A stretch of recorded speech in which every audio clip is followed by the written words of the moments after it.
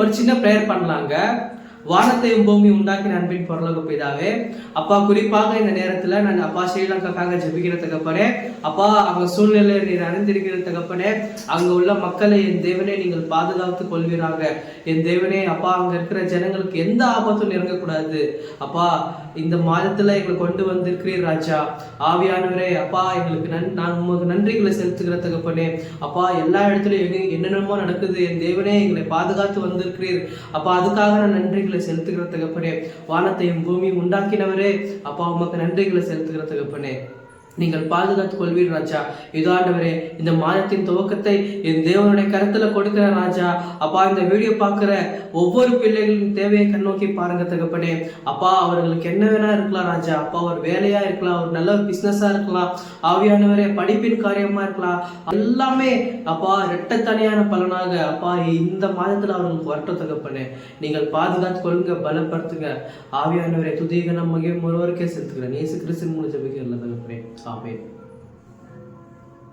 இன்னைக்கான தேவ வார்த்தை என்ன நீ கேட்டீங்கன்னாக்கா, ஆதியாகமம் 40ஆம் அதிகாரம் 13ஆவது வசனத்துல உன் தலையை உயர்த்தி உன்னை மறுபடியும் உன் நிலையில நிறுத்துவார்ட்டு வசனம் இருக்குங்க. நிறைய பேர் யோசிச்சுட்டு இருக்கீங்க, பிரதர் எனக்கு கர்த்தர் அற்புதம் செய்தது போன வருஷம் ஒரே ஒரு வாட்டி தான் பண்ணாரு.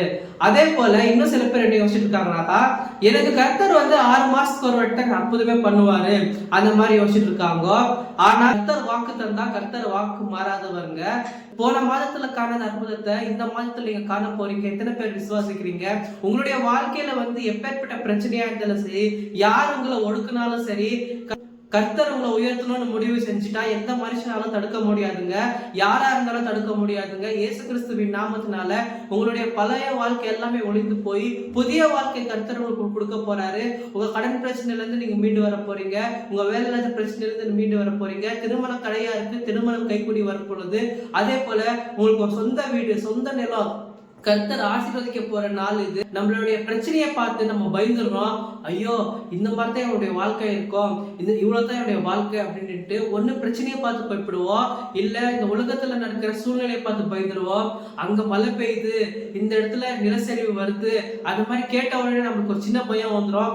இங்கே அந்த மாதிரி நடந்துருமா, இங்கே அந்த மாதிரி நடந்து என்னுடைய வாழ்க்கையில எதனா ஆயிடுமா அப்படின்ட்டு நீங்க நெகட்டிவா என்னைக்குமே யோசிக்காதீங்க. கர்த்தருடைய பிள்ளைகள் எப்பவுமே பாசிட்டிவா தான் யோசிக்கணும். எப்பவுமே நம்ம சந்தோஷத்தோட மன மகிழ்ச்சியோட இருக்கணும். இவ்வளவு நான் சொல்லி கூட நிறைய பேர் சந்தேகப்பட்டு இருக்கீங்க. வேண்டாங்க, கர்த்தர் உங்களை ஆசீர்வதிக்க விரும்புறாங்க. உங்களுக்கான ஆசீர்வாதத்தினால தாங்க இது. Thank you so much. God bless you.